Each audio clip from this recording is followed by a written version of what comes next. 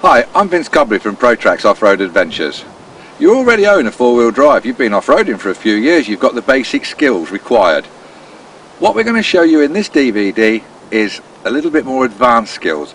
Try and teach you a few extra techniques that should get you further into the off-roading world and hopefully not damage your vehicle but get you more excitement and give you a few more thrills. Axle twisters, extreme articulation, opposing wheels touching the ground or off the ground while the other two are shoved right up inside their bodywork. As you can see now, we've got one vehicle going through here, normally first or second gear, diff lock engaged, but you will get stuck if the depressions are too deep because the drive will always go to the wheels with the least resistance. With the diff lock in, you're going to have one wheel on each axle that's going to have all the drive.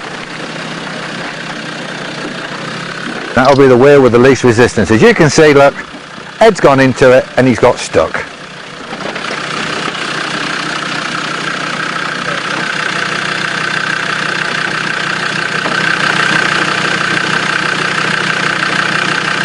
So he's going to reverse back out and he's going to come into it a little bit faster. Obviously, we're showing this as a demonstration. If we were teaching you how to drive this, we'd be talking about speed or even straddling them. You know, one wheel either side, keeping the axles as level as possible.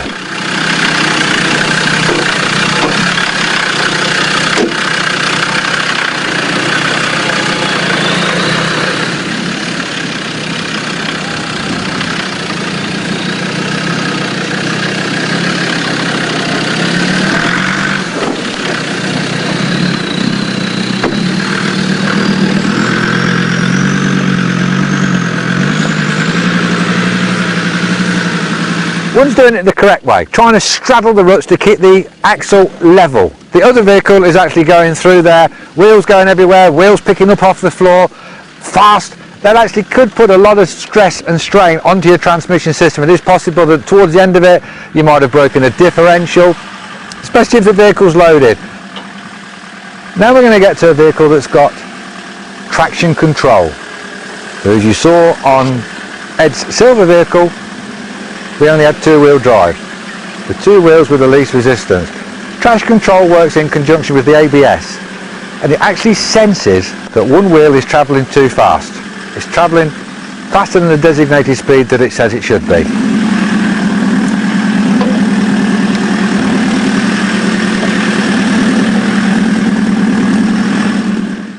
So what happens is that the brakes are applied to fool the differential to send the drive to the wheel that's actually got the grip. And as you can see here, look, the right defender is just walking through here, just applying a little bit of accelerator when needed, because if we're going too slow, the wheels will simply just slip round slowly because they're not actually going fast enough for the speed sensors to pick up and tell the computer that, hey, hang on a minute, something needs to be done about this, hit the brakes.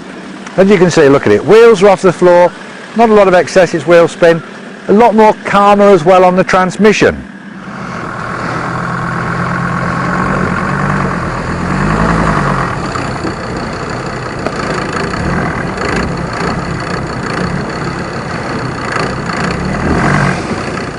Approach, departure, ramp breakover angles. All could be very expensive if you get them wrong. The departure angle is taken from the bottom of the rear wheel at the back of it to the furthest overhanging point, whether it be with the tow bar or the rear bumper. And it's as the vehicle goes up a hill, the back actually can dig in. The approach angle is taken from the front of the wheels to the furthest, lowest overhanging point of the vehicle. Always remember as well though, when you're driving into a hill, that if you go into it fast, your wheels will go up the hill, but the bodywork is still travelling forward, so you will get suspension compression, so that will alter the approach angle. You'll also get suspension rebound as it goes up the hill and the weight transfers, the springs will expand. They will whack the back of the vehicle into the ground, so that will decrease your departure angle. Then the other angle that we've got is where a lot of people do get stuck, is what we call ramp breakover angle.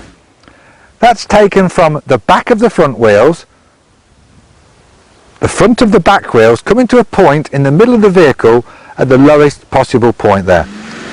And it's the car's ability to go up and over a hill without smashing the underside of the car or the chassis. Normally if you're going slowly you'll actually hear it grind, and if you don't think that you're near the point of braking over the hill and you're only just literally the front wheels are just over it and you start to hear something hitting on the chassis, I would say bail out there, select reverse, back down the hill and find another area.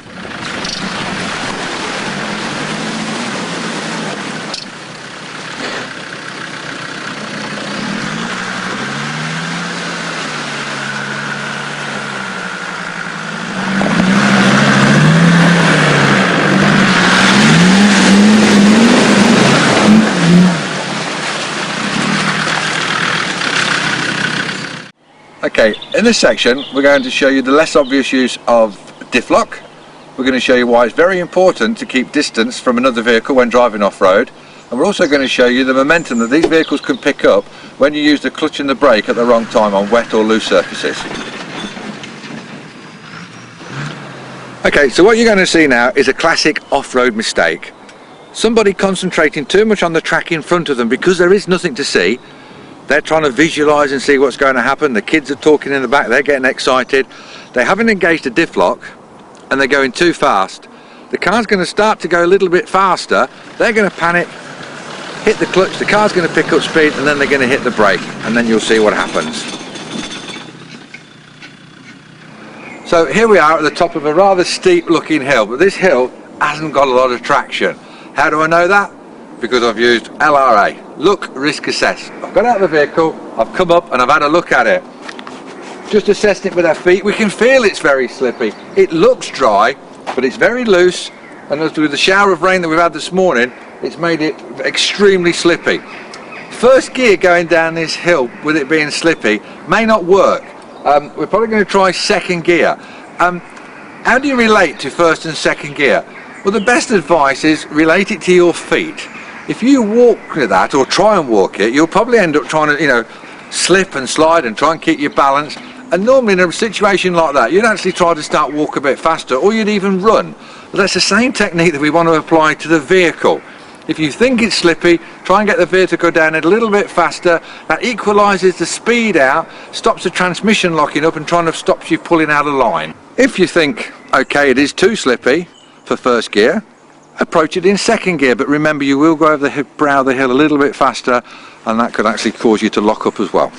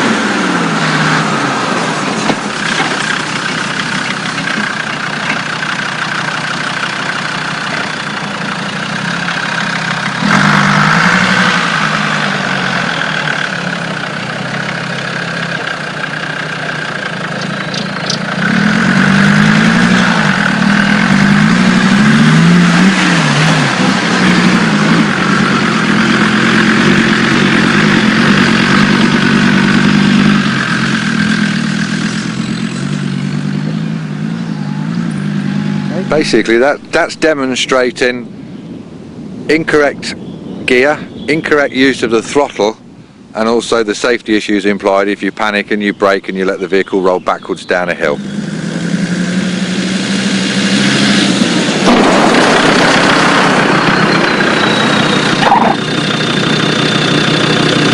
Okay, so climbs and descents, that's the ability to go up a hill and come down a hill. But in this instructional DVD, we're actually going to be doing a lot steeper than normal.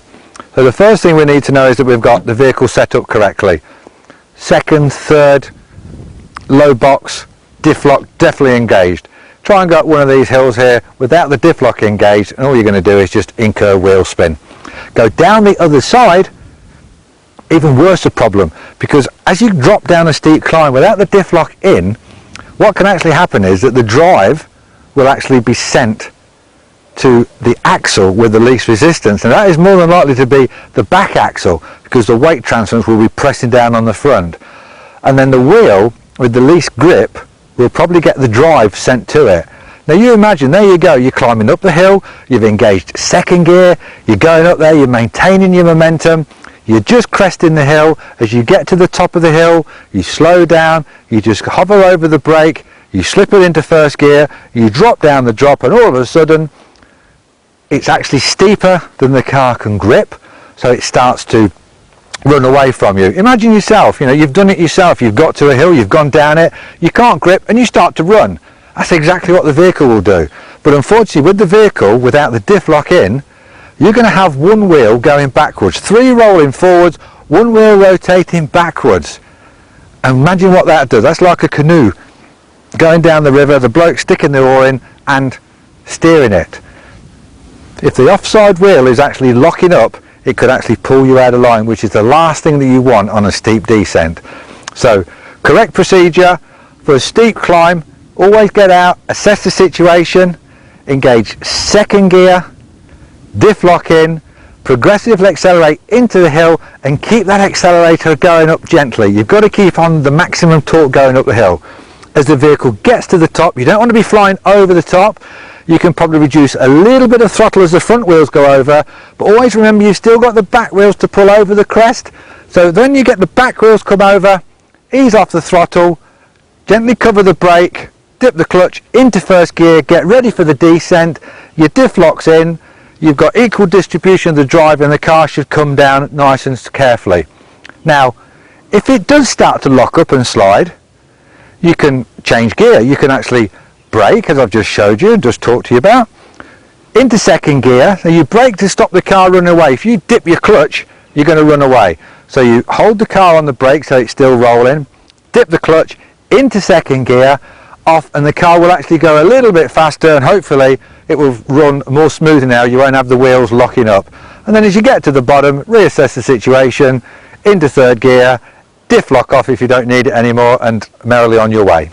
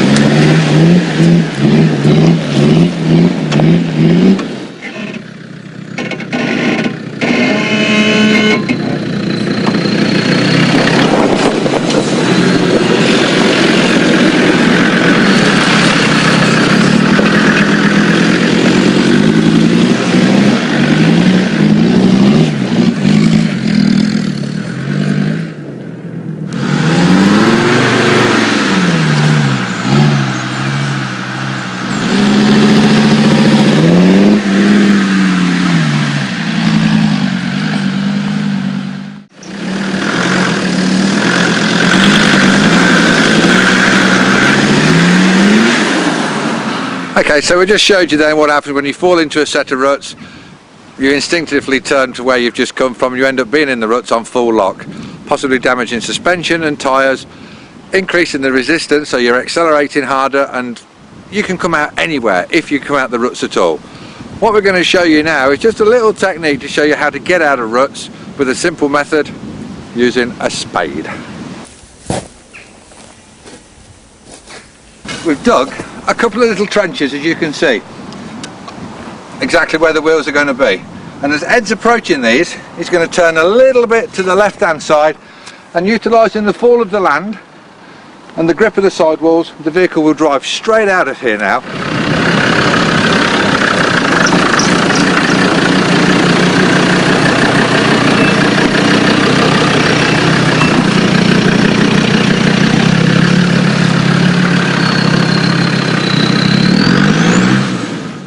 Probably call this a wall. It's not a hill, it's actually a wall. It's a more advanced technique. Crucial again, as we mentioned before, is to make sure that the axles are approaching at right angles. You want the front axle and the back axle wheels to go over here evenly. You probably need to use a little bit of clutch and brake control, because the ground is very loose and it could lock up the wheels and pull you out of line a little bit. There may even be a possibility of hovering over the throttle, because if the wheels do start to lock up, you'll need to increase the accelerator a little bit to pull the car down faster and keep it straight.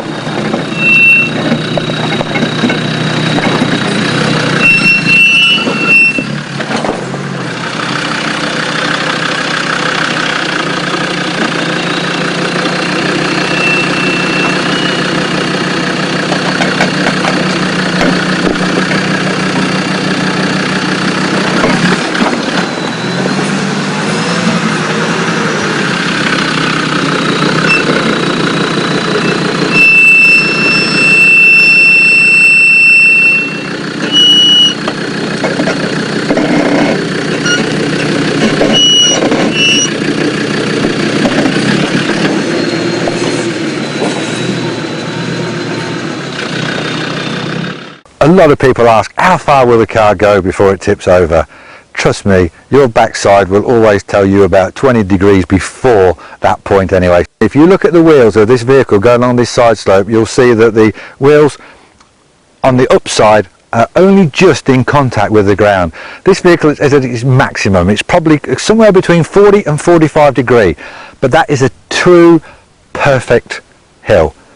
Just think of an undulation, think of a little depression where the car drops in there, you probably touch the throttle, it goes over a stone or a little rock, unbalances it just that little bit more. There's that fine line of being on the limit and over the limit. So just remember, that big toolbox, the roof rack, water, fuel, can all alter the vehicle's centre of gravity, and if none of that is secured properly and actually moves, you could put your vehicle from just on the limit to over the limit, and then you'll feel what it feels like to be laying on your side. Wading. So here you can see the Silver Defender is coming down a hill approaching the river crossing. If you look at that hill, you can see it's actually very wet and slippy.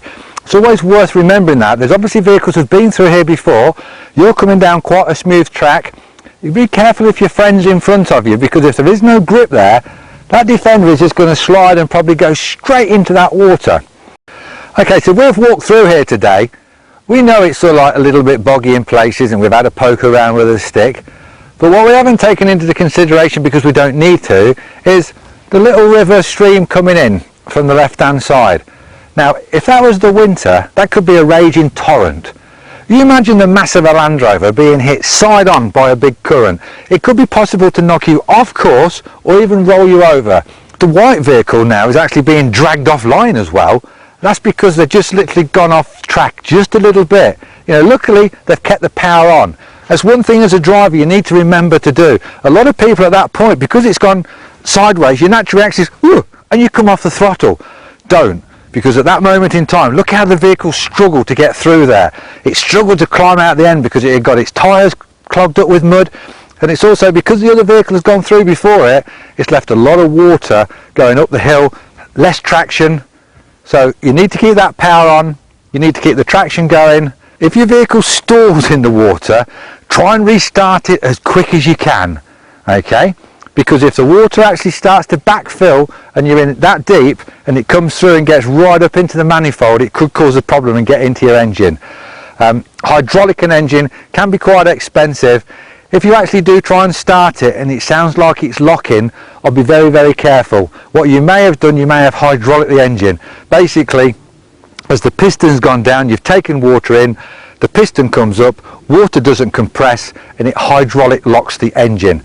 With a petrol engine, that's easy. You take out the spark plugs, you crank it over, you blast out the water, put your spark plugs in, and hopefully she'll restart. With a diesel engine, it's a little bit more involved. You've got to take injectors out, but please, one thing, never try and tow start it. If you think it's hydraulic, tow starting won't help at all.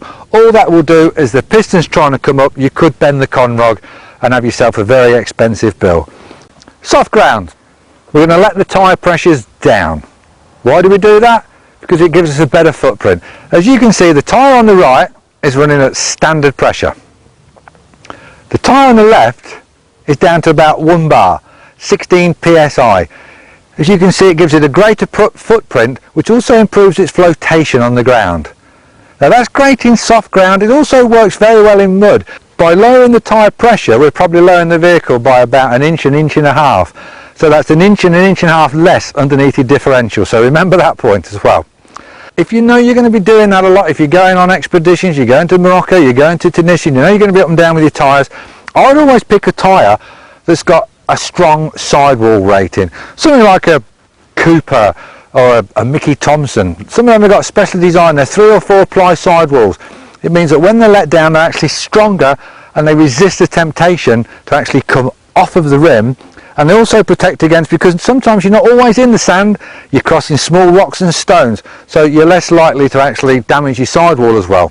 Once you've finished, you've done your bit in the desert, you've done your bit in the soft sand, and you're back onto tarmac or shale roads, you need to pump them back up again, back up to the correct pressures. If not, you'll have steering problems, you'll probably go around a bend, you'll wander across the road, you'll drift across the road, and you could end up having an accident. So remember, once you've aired them down, it's very, very important to pump them back up to the correct pressures again.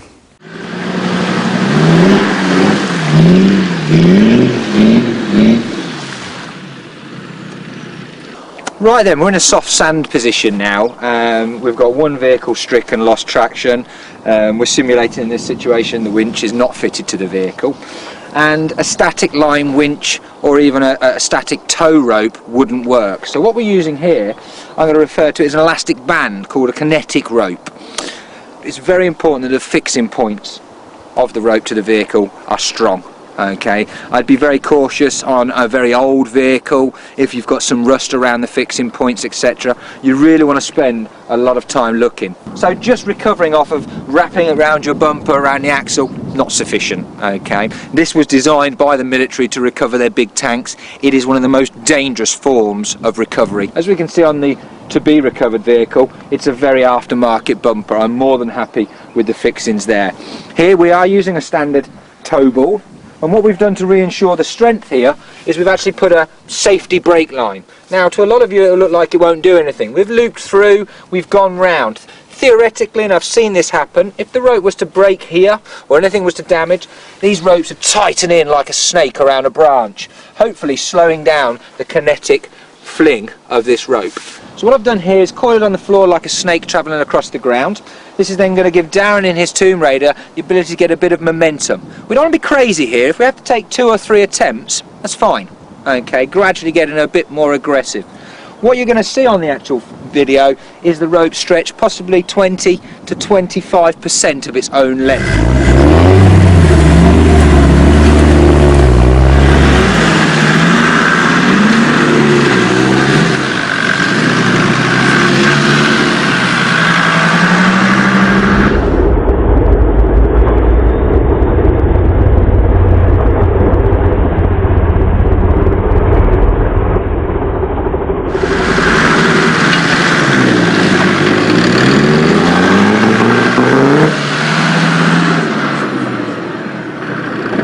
So here we are, same sandy situation, same vehicles.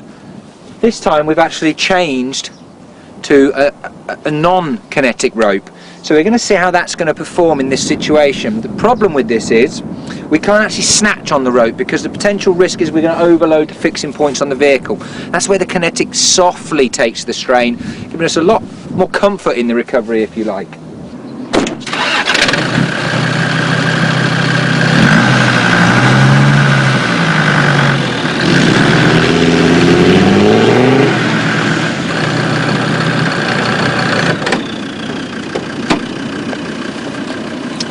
So, as we just seen, we couldn't get any kinetic energy with the vehicles. Darren started to dig himself in a very deep hole here.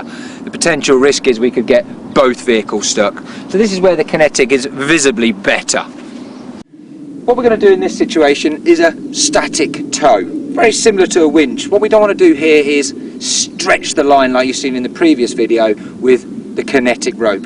Pure, simple reasons. We could overload the fixing points on the vehicle and potentially start to damage chassis or even break the rope and put ourselves in any type of danger. So the technique behind recovering through a tow. Quite simply, the stricken vehicle is going to select reverse gear and he's going to start the wheels turning. Simultaneously, the vehicle that's not stricken is going to start off in first gear in this situation, purely because we've got good ground to bind on. If both vehicles were in boggy, muddy type terrain, we'd possibly use second gear in the recovery vehicle and still reverse gear just to try and get some momentum, but still not snatching that rope. This vehicle here, I'm quite happy it's fixed and connected via shackle through the bridle that we talked about. As we can see on the vehicle that's actually stuck, we've got a NATO recovery hook. I've checked all the fixings behind the back of the chassis. It's got a spreader plate behind there to spread the load across the chassis. But again, underneath you can see we've got some Jake rings to recover off of. So we could do the bridle to a shackle to a recovery, giving us theoretically twice the strength using the chassis rails on our Land Rover. Once the rope is fixed, just like a winch, it's a live line. So you really, really do not want to be stepping over here. Someone's foot could slip off the clutch, one of the vehicles could possibly move at a sudden. It's not going to be fun for anybody. Without the engine running on the stricken vehicle, I just dug myself in the ground. As you can see around and down at my feet now, the ground is very boggy. If that had continued and I'd started to dig myself deeper, we couldn't get the engine running, personally I would have gone into a winch recovery or possibly a kinetic recovery to get the vehicle out. Thankfully, the stricken vehicle's engine has restarted. So hopefully now, with the assistance of that vehicle, with me not too badly dug down, we should be able to tow out as one. So, thumbs up again, and we're ready. Engine started, this time first gear and reverse gear.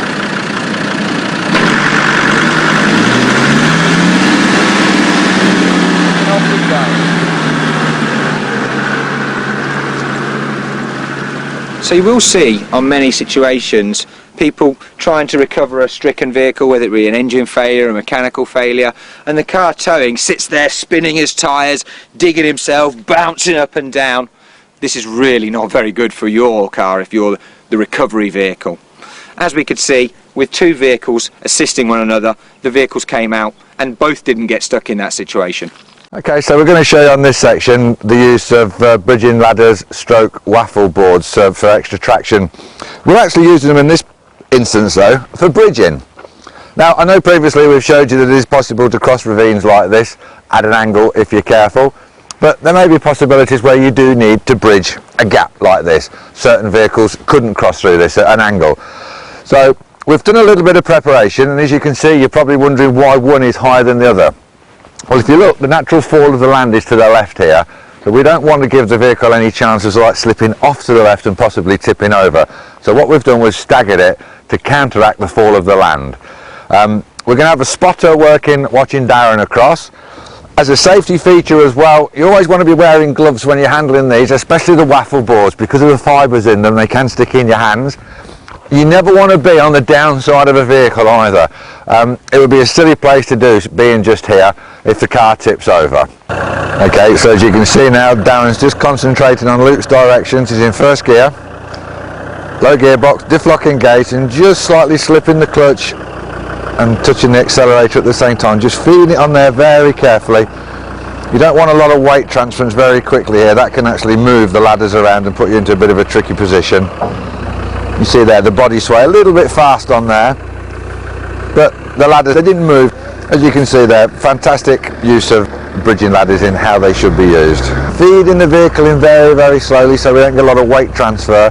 Sudden speed, sudden movements can actually dislodge the bridging ladders and cause them to tip over. You need to be on them very central. If you're on the edge of them, they could actually tip over sideways and drop you into the ravine. That could be quite a few nasty consequences because of that. Luke and Darren are just setting up now, and we're changing over to what they call waffle boards. They're not quite as strong as obviously the steel. They will give a little bit, as you notice here. So same technique. Darren's concentrating on Luke. Going to do this one a little bit slower because I want you to look at that waffle board. It's not going to hold so steady and so straight and strong. So look at the give on that there. Look, incredible amount of give. So you've got to be a little bit careful. See, slightly off track there, but you know, you'd really need to be watching what weight you had. If I had a heavy vehicle, if I was on an expedition and they were all I had, I'd be certainly looking at possibly taking a little bit of weight out of the vehicle, because the last thing you want them to do is to shatter and snap in half.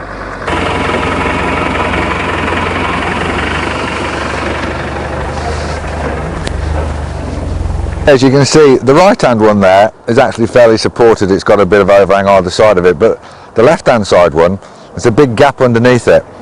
And in certain circumstances with a heavier vehicle, it may be as well to go and get rocks, logs and things, just to give it a bit of support underneath. I mean, that is another way. You know, obviously we've got the sand mats and the bridging ladders here, but if you're out on an expedition with nothing like that, a bit of preparation with a spade and then putting rocks, trees in there, and it's like a brash mat effect, you can actually build your own bridging system across there as well. So you can see that's a sheer drop. Try and drop over that in the standard vehicle, you're just going to land on your chassis or probably nosedive and do yourself in the car serious injury. So we've placed these in the ground, we've dug them in at the bottom because obviously the weight distribution now at this point, as you can see, it's trying to push them forward. And they're just digging in the ground at that time, still digging in the ground. Now they've stabilised themselves,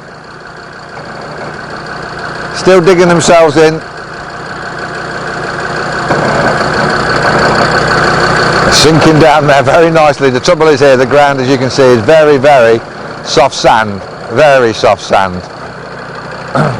Fronts down. So without those, we definitely would have actually reached our ramp breakover angle just there. We would also probably approach the approach angle would have been hit as well. Coming to the back of the vehicle now, probably find that the tow bar is also going to hit. But I'd rather have a tow bar on the back of a vehicle because it's going to protect the back bodywork. It can sometimes get you hooked up in places as well. Believe it or not, that tow bar only just kissed just there. As you can see, look what we're left with. One ladder in virtually the position it started from, the other one's collapsed. That's not down to the preparation, that's purely down to this very, very soft ground that we're using. But it got us down there, and that's the main thing. Inside, slower.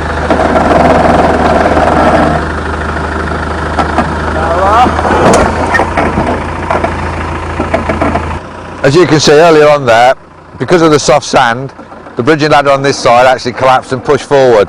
So I've just repositioned it, put the waffle board on top to spread the load out a little bit more, and now we're just using clutch and brake technique, feeding the vehicle in very slowly. We didn't want to carry on earlier because with the bridging ladder down on the floor, the overhang on the Discovery would have smashed down very heavily on the bank there and actually caused quite a bit of damage to it. As you can see now, as we're lowering the vehicle in slowly, the overhanging point there, the lowest point, is actually the exhaust system. You've got to watch that you don't damage that. Compress that up, the exhaust gases don't get away and you start to damage your engine. You can see just very, very slowly. There should be never any rush. It's that sudden movement sometimes, that compression of the suspension that can change everything. Tow bar just kissed in and down we go. Another vehicle successfully down that drop. As you see now, Ed's trying to get up here now. A little bit of power, look at that, and up we go. The idea of when you're doing that type of manoeuvre is try and reduce any wheel spin, because obviously one wheel spinning could actually just spit out one of the bridging ladders or the mat in there to get it out of the way. So here we are, as you've seen before, I'm stuck. The problem here, as we can see, is I've got no traction. I'm trying to drive out, I've got no traction. If I power more, I'm just going to dig myself in deeper. Okay, so here we are, middle of nowhere, stuck. We've broken all the rules. We've gone off-roading without a shovel, a machete, no tow rope. So we're just going to use just what nature provided. Wood, grass and stones. We're going to build what we call a brash mat.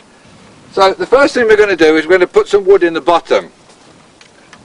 Now obviously putting wood in the bottom will lift the vehicle out. The biggest problem with just putting wood in the bottom is that as the vehicle drives onto it, it can lift it up, spear it into the bottom of the car, could take out wiring.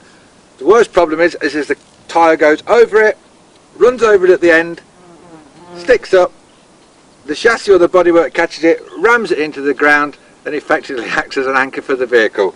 So the first thing we're going to do is put big wood in. Then we're going to get some soil, preferably dry soil if you can. If you use wet soil, all that's going to do is just squish out everywhere. What we're going to do with this is just bind in the next layer.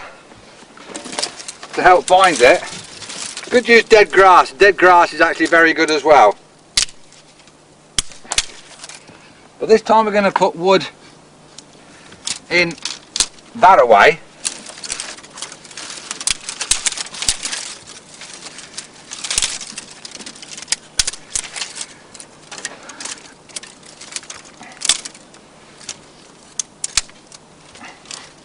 Doing this also helps keep the bigger wood down on the floor.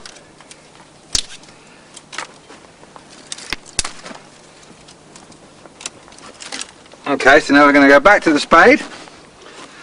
I'm going to try and cover that again with a little bit more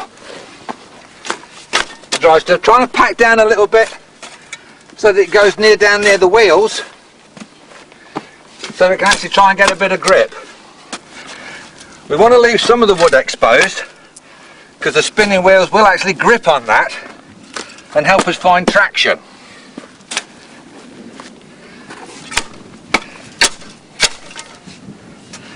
There we go, snapping it all into place.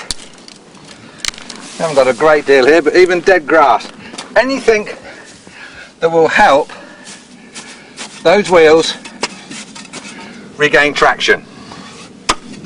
Now what I can also do with the shovel while I'm here is try and just limit a little bit of resistance on the front. Just taking away any ruts that are there makes the wheels drive a little bit easier. Okay, so now we're going to get back in the vehicle and see how our brash mat works.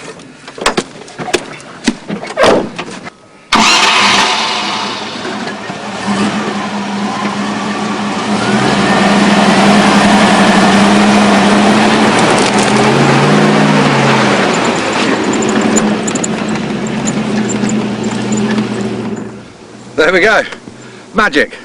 So here we have set up a high lift jack recovery. The reason we've done this in this situation is just to show you a visible demonstration. As you can see there, the Defender's actually compromised on its ramp breakover angle.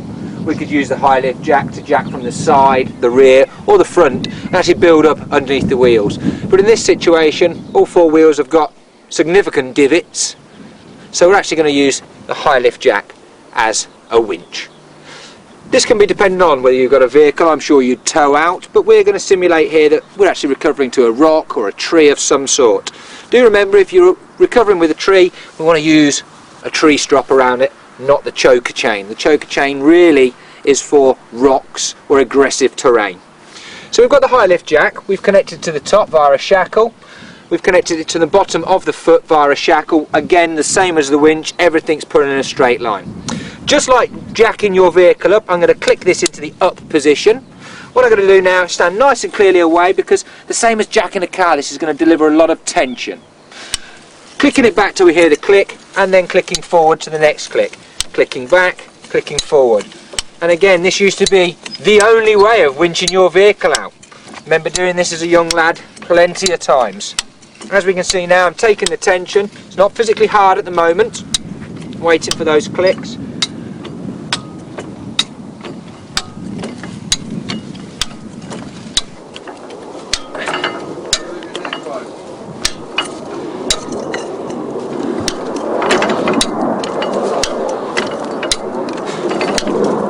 Okay, I'm going to ask the driver now to keep his brakes on hard.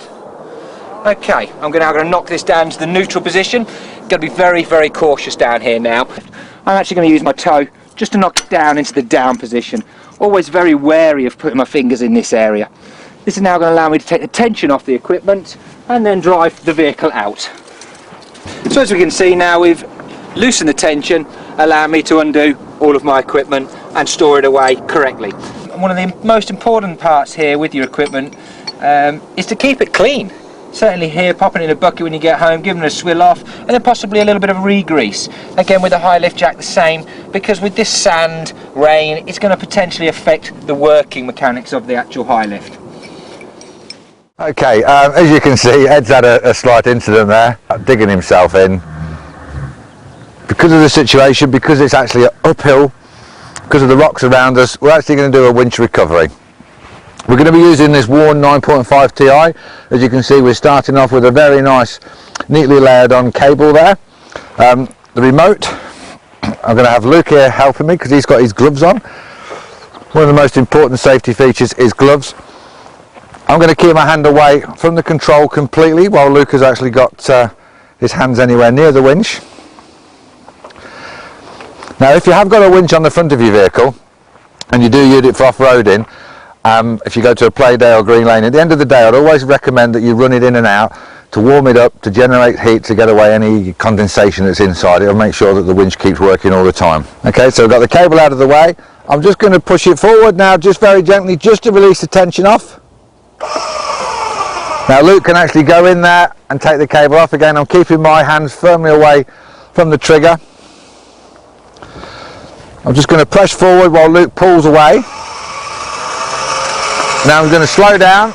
Luke's going to take the pressure off and I'm going to put it into free spool. Now when we free spool, you walk constantly and continually, keeping the pressure onto it. Okay Luke, off you go.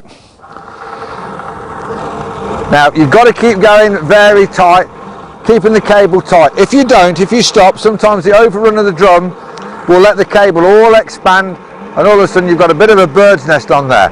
It's not a problem, but it will be when we start to exert the pressures onto it and the cable tightens up and it starts to actually pull through. It could flat spot your cable. As you can see, we've positioned the vehicle in a straight line as far away from the vehicle needing to be recovered as we can. That ensures that we get as much cable off of the drum as possible. This winch is rated at 9.5 or 9,500 pound-feet pull. What you need to remember roughly is that for every layer of cable you've still got left on the drum, you lose around about 1,000 pound-feet of pull. So if you get close to your friend who's stuck really badly, there is a possibility that if you get to say like 2 layers off, you've still got 6 layers on there. You're actually only using a 2,000 or 3,000 pound winch. You need to get away as far as possible. There is another technique we can show you in a moment using a snatch block to double that up.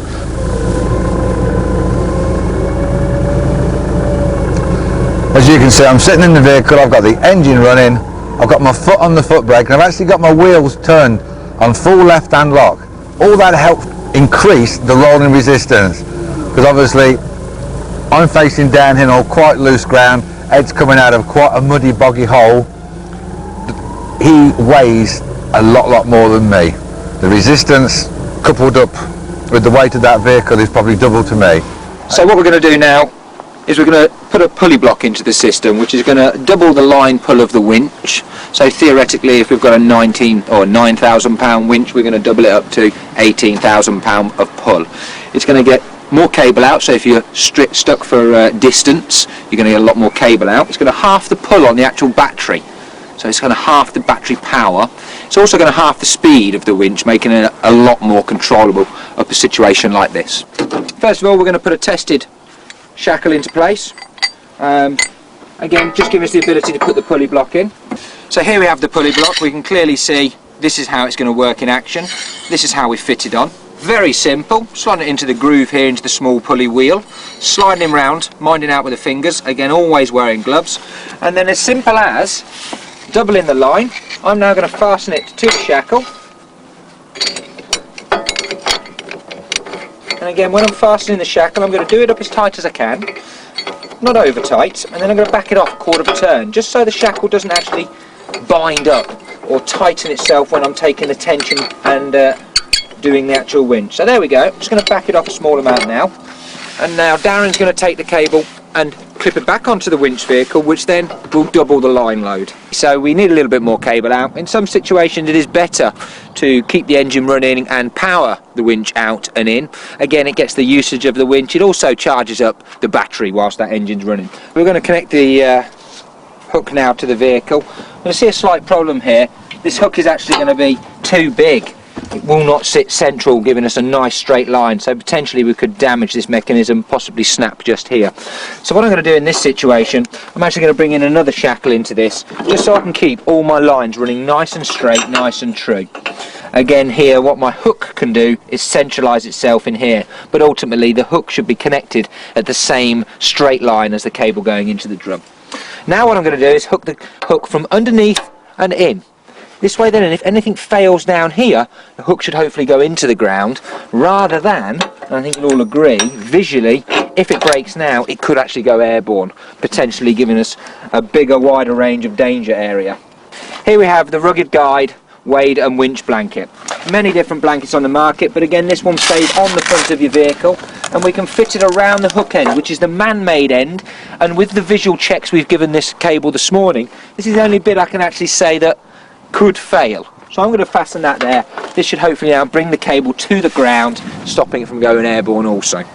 Right, here we go. What we're going to do now is tension the cable. The cable must always be tight on the drum, otherwise potentially it's going to overlap, start to damage the cable.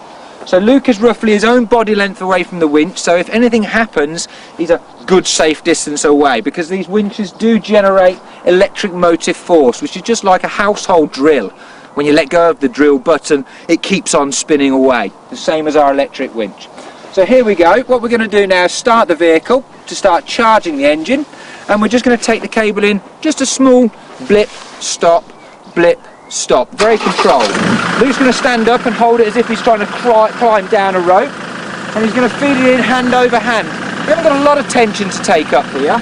Okay, so we're going to go hand signals, and this is a winch in and a little bit. Brilliant, nice tension. So here we haven't quite load lined the cable or spooled it on correctly. We've got a small gap in the middle, which will allow the next run of cables across the top to drop down, potentially damaging steel cable or even plasma style cable. So Luke's going to hold the cable out, and we're going to winch out a little bit. Keeping a lot of tension on this part here, and that's enough. Okay, Luke's now going to try and spool it on so it's running next to each line. Just come to me a little bit, Luke. That's it. Good. And nice and gently we're going to flip in. A bit too quick there. And one more. And one more. And one more. And one more. Ultimately, the winch drum should look like a piece of wire you've bought, a stereo wire going around a small cotton wheel. Looking good. Here now, I'm happy we're ready to winch.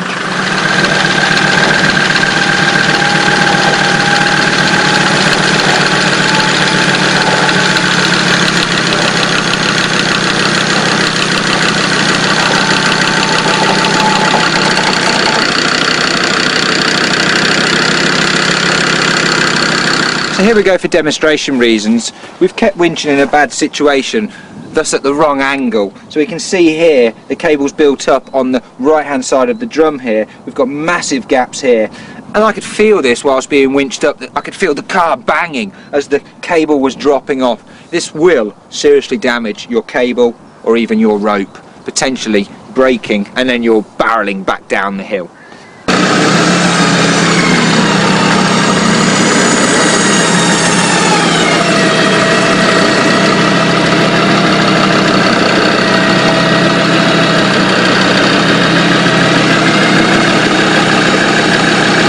So this is the same winch. We've changed the line of the winch vehicle, making the overall winch a lot straighter, and we can clearly see after that winch the cable's looking as good as it was before we took it out. So what we're going to do now is actually use the winch to lower the vehicle down this very sharp, steep step behind me. Very controlled situation. It's going to stop the suspension from compressing on the car, potentially stopping me damaging chassis, axle components, or even suspension.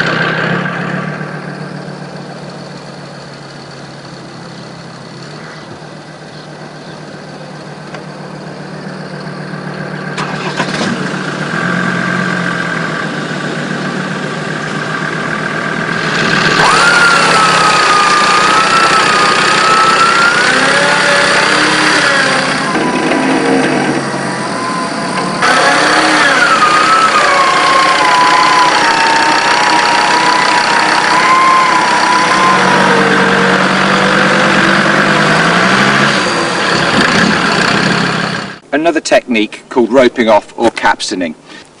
So here we have a vehicle about to descend down a very tricky, long, rocky slope.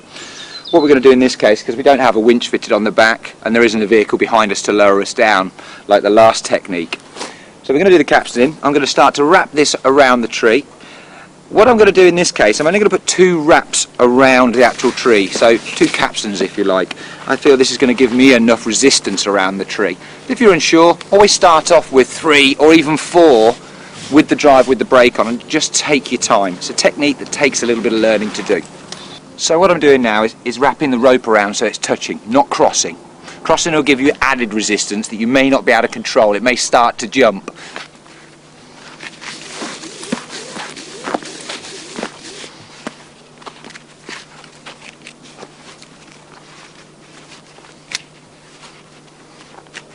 So what I'm going to do now is just move my arm around. If anybody's ever abseiled on any rock climbing, again it's the same as bringing the rope around to control yourself. Got a very steep hill, very heavy car now, so I'm going to have lots of control. The rope is not wrapped around my hand in any way, it's looping well away from everybody here. If anything ultimately goes wrong, the driver's going to depress the brake and stop the car. So here we go, I'm just going to let a little bit of tension, as you can see, and here it's just slipping around the tree. As you can see, I've got lots of control over this car, and it's simply a flick out and back, stop. And I'm just using one hand here, and I've only got 2 lashes around the tree. You can see on the tree here we've got a little bit of debarkation. Again, this is an off-road site. We've used this tree and many trees around here for many years. They do grow like wildfire around this site. But ideally, wrap a Hessian sack, an old strop around there, or even a floor mat to protect the bark on the tree, because we are destroying over a period of time the health of this tree. Safety for yourself is paramount. Boots, gloves, probably even some eye protection in this case, just in case we get some bark flying through the air. So here we go again, another little ProTrax technique called rocking. The vehicle has come to a stop. A lot of people actually get themselves stuck because they stop too soon. They'll sit there revving away. The car is actually probably only moving a little bit, but they just sit there and they stop, and of course then the suction takes over and they can't move. A little tip is, when you're actually driving through muddy ground, pick a point between your eye, the edge of the mirror, and a point on the ground, and if that is still moving only a little bit, I would actually keep trying to go forward, just fluctuating the throttle a little bit. But if you do come to a stop, what Ed's going to do now is going to engage reverse. Now hopefully he'll be able to go back 6 inches or a foot. Well, that little bit then just compresses a bit more ground. Then he's going to stop, he's going to come forward again, he's going to use second gear and low, he's going to be in low box, Diff lock in, second gear forward, low reverse going backwards. And what he's hopefully going to try and do is just compress the ground, flatten, because the ridges with the car sinking, they're what are giving him the resistance. So by going back and forth every time, he's flattening them down. He may only go forward 3 inches, back 6, but hopefully we'll get the desired effect in a minute, and eventually the car will rock itself out. So let's see what happens when Ed tries it.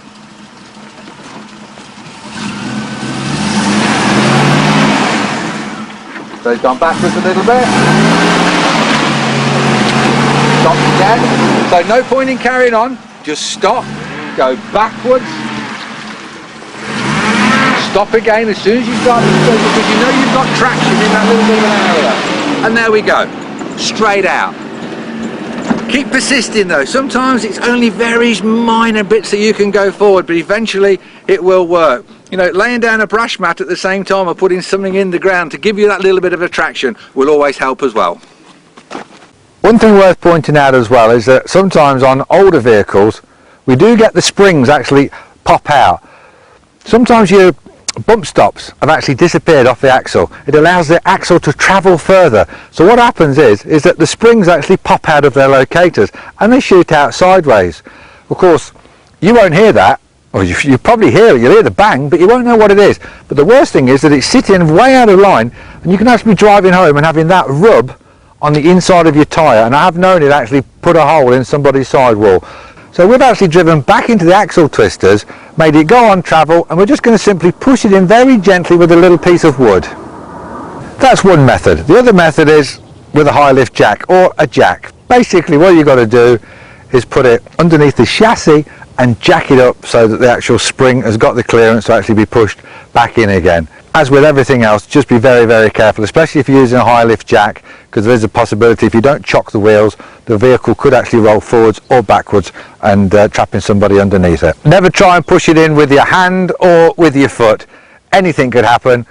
End of a shovel, piece of wood, stand well clear, and if the vehicle does move, just drop everything and run. But just literally a piece of wood or a shovel, just pushing the spring back in very, very carefully while somebody lowers it down or just drives back very slow.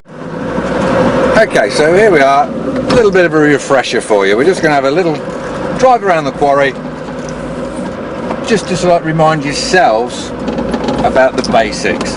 Now, one of the first things before you go off-road is obviously check your vehicle over, oil, water, fuel, etc. You know, make sure that any passengers are securely seat belted in. Any unsecure items, even if the dog's in the back, you know, tie it down somehow. Bottles, loose equipment, if you've got a 110 that's not a truck cab like this one, even in the event of a rollover, you know, it's obviously very dangerous. But going down steep hills, things can displace, move, distract you, hit somebody. Okay, when you're driving 10 to 2, quarter to 3, keep your thumbs out if possible. You'll know when it's not possible. I'm in low gearbox at the moment, haven't got the diff lock in. Yarwell's quite a tractionable site. We get a lot of grip in here, and as we talked about transmission wind up, because I'm going to be manoeuvring quite a lot, there is a great possibility here that with the big tyres on this Defender I could actually get transmission wind up and damage the transmission. So I'm actually going to use the diff lock when required. And when do I require it? When I think I'm going to need extra traction, basically. So here we are now, I'm in second gear, small climb up there, reaching down, diff lock across. Now remember, you don't have to use the clutch to use the diff lock. It's not a problem at all. So up we go. There we go, look, we're on the top of the hill. Now the big problem is here with this hill is it actually goes off to the right. If I'd have gone straight on, I could have put myself into a tip over situation. That's why you must always LRA, look, risk assess. You may have been following somebody in a convoy drive. They may know the site. They may have disappeared off to the right. You've sat back there waiting. You've come powering up, showing off to your friends. Go straight on, straight into the side slope, and over you go. So always, if in doubt, get out and have a look first. I'm on the top, I'm in level, and I've just gone into first gear to give myself a more smoother descent. There we go, holding the wheel a little bit more firmly, because as we actually tip forward, the weight and the weight transfer actually puts a little bit more load in onto the steering. As you see there, I changed gear at a very, very nice little point just there. You never change gear under load. So just as the car was going down the hill, just before it leveled out, I dipped the clutch, rolled into second gear, and we carried on really nicely there. Now we've got a set of axle twisters coming up now. So again, Diff Lock's still in, because I know that the wheels are actually going to get thrown all over the place here. They'll be off the ground, they'll spin, so if there is any wind up, they'll actually get unwound going through the axle twisters. As before, slow as possible, fast as necessary.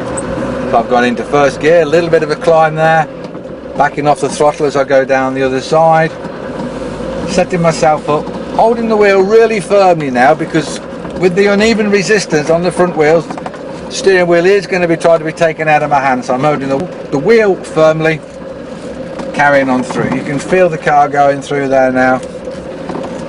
You can't, but I certainly can. I can hear the creaking. And look, come to a bit of a stop. It's not a problem. I'm not going to sit here revving because I don't want to bounce the transmission around load up. I'm going to go backwards a little bit, and I'm going to select a higher gear. I'm going to go through in second, which will give me a little bit more momentum. So here we go now. Accelerate. There we go. Look at that. It even shot me back when it actually regained traction again. Just a nice little technique there to remember. So side slopes. Remember what we said about side slopes. Most vehicles will go 40-45 degrees. Most people will back out at about 30. Again, make sure that people in the car are secure. Windows shut. Branches could hit you. People will put their arms out if anything happens. And you always do side slopes very, very slowly. You don't want to go into a side slope very quickly and actually have the pendulum effect where it just flips the car over there. Sometimes it can flip the car a little bit. The suspension expands, then it compresses, and you get this pendulum bouncing effect, and then you hit something that's, you know, a rock or something like that, and that can just flick you over. Always be cautious on side slopes, very careful. Okay, we're just coming off the side slope, we're dropping down a hill into second gear. Look at that, the car just keeps moving. That's what off-road driving is about, really. It's all about maintaining momentum and understanding where the resistance is, and if you can overcome and understand both of those, it'll make you an excellent driver. Now we're going to be tracking a little bit to the water section, so I'm reaching down and I'm taking off the Diff Lock. Now sometimes the Diff Lock will not come off because we've got a slight amount of transmission wind up. What's actually happened is that the teeth on the cogs are actually binding on one another and they can't separate. So, you know, I've just come to a stop, the Diff Lock's out, but the light's still on. So I'm just going to accelerate and de-accelerate. That will actually load up the transmission and unlock it, hopefully. It still hasn't done that, so what I'm going to do now is I'm going to reverse. And I'm just going to keep reversing until the light comes off, and that is actually unwinding the transmission. There we go, it's just come off now, so we carry on our way. Starting off in third gear, still in low box. Third gear, it's about the equivalent to first in the high box. And as you can see now, we're going down a tree covered line down here. It's one of the reasons I actually said about putting the window up. Look, that could have come in, smacked me in the face. It could be a thorn bush. So that's one of the reasons for keeping the windows up, or at least, you know, an inch down or something like that, especially on a hot day like this. Here we go now, I'm sort of like cresting up, gentle hill, dropping down into second gear, going up, can't see anything in front of me now. As I crest and the car levels out, I back off the throttle so I don't descend and fly over the top too quickly, letting the car go down, on engine braking, and then gently accelerating up the other side. Just progressive power, trying to reduce or not induce any wheel spin at all if possible. Doing this section with no Diff Lock in, it's because there is so much traction here today, it's incredible. Here we go again. So now we're coming up to one of the ditch crossing sections. This is definitely going to be slow. This is definitely going to be first gear, low gearbox. So here we go now. I'm just going to set the vehicle up. I'm going downhill now, so I'm not going to dip the clutch. I'm going to say dip the clutch and hold the brake, put her into first gear so the car doesn't run away from me. And here we go now. I'm just setting it up, getting the right angle for the ditch crossing, approximately 40-45 degrees, feeding the front wheel in. There she goes, other wheel in, back wheel now coming in, and offside back wheel coming in, straight through the ditch crossing or the ruts, whatever, not a problem at all. Again, look, going down the hill, dipping the clutch, the car's still rolling into second gear, maintaining my momentum. Little bit boggy, little bit muddy under here, so I'm just increasing the revs. Helps me with momentum. And also as well, the higher the gear I am in a section like this, if I do need to accelerate, it comes in progressively. The lower the gear I am when I'm in the mud, the more reactive the throttle is. There we go, there you see, just had to give her a quick blip on the throttle there. Quite muddy through that section there, but being in third gear actually helped me a lot. Here we go, manoeuvring through now, look, same again, look, trees, smack in the high if the window wasn't shut. A little bit complicated and technical, so I'm just slowing the car down, actually holding on the brake and dipping the clutch at the same time so the car doesn't run away. Now we've got quite a little technical rocky section coming up now. So I'm in first gear, Diff Lock's back in again, and to get over these rocks here now, I'm actually going to use clutch and brake control. So remember that now, what I'm doing, holding the wheel firmly, and I'm easing the car forward, I'm holding on the brake, and I'm just coming on and off the clutch, letting the anti-stall take over, just feeding it on, clutch and brake working together, no foot on the accelerator at all, just literally dancing on both the clutch and the brake simultaneously, or one at a time, just to hold the vehicle and give me a little bit more control. There we go, we're through that section now, nicely, into second gear, reaching down, diff lock off, look at that, diff lock light this time has come straight off. So here we go now, we've got a really steep climb coming up. I know I'm going to need extra help on this one, so I'm reaching down again, putting the diff lock back in again.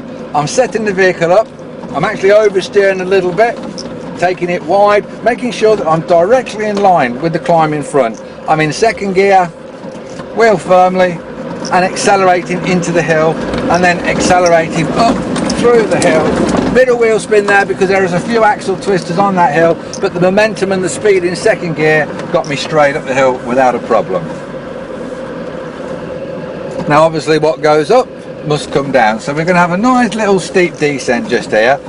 So as I actually turn, I'm holding the vehicle on the brake, let's let it roll a bit into first gear, off the clutch.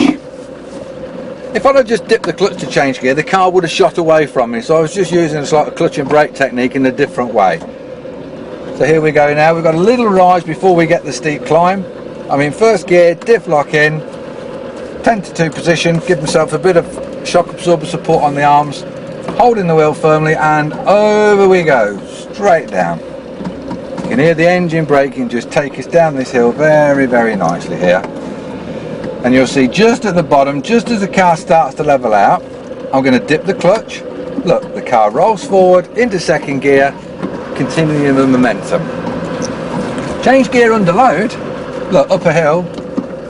Oh dear, look, we're going backwards. Before we even did it, of course, then you'd come off the clutch, you'd be revving the car, you'd probably snag up the transmission and start the wheels spinning. So just pick the point where you change gear. It will always help you a lot.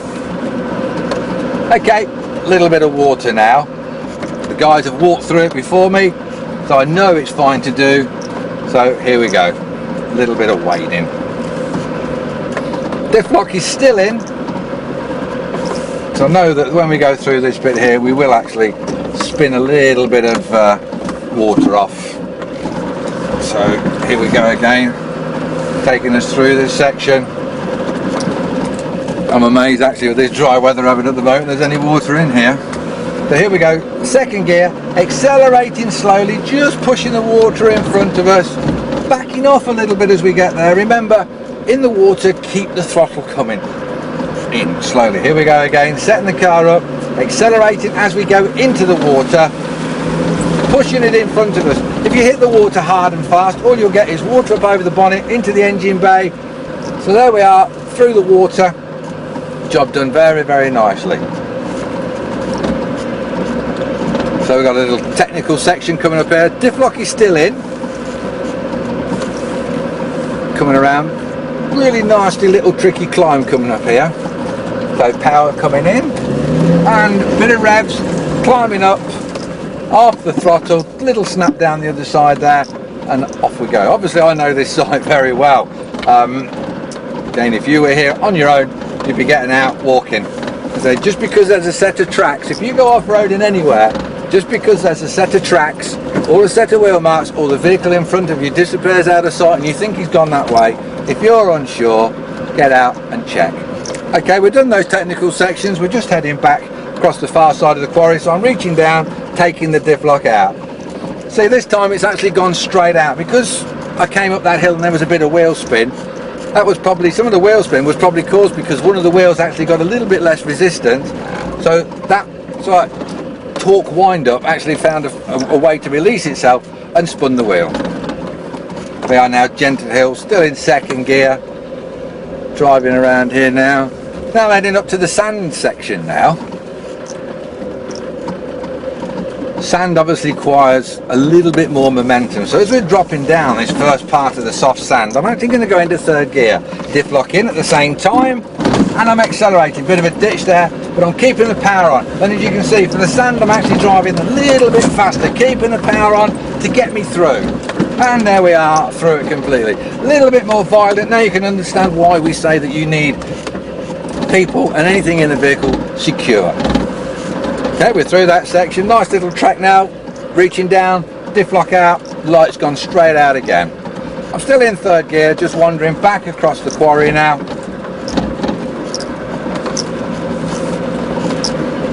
So there we have it. Hopefully that little refresher course will just jog your memories on some of the basic things that we're doing.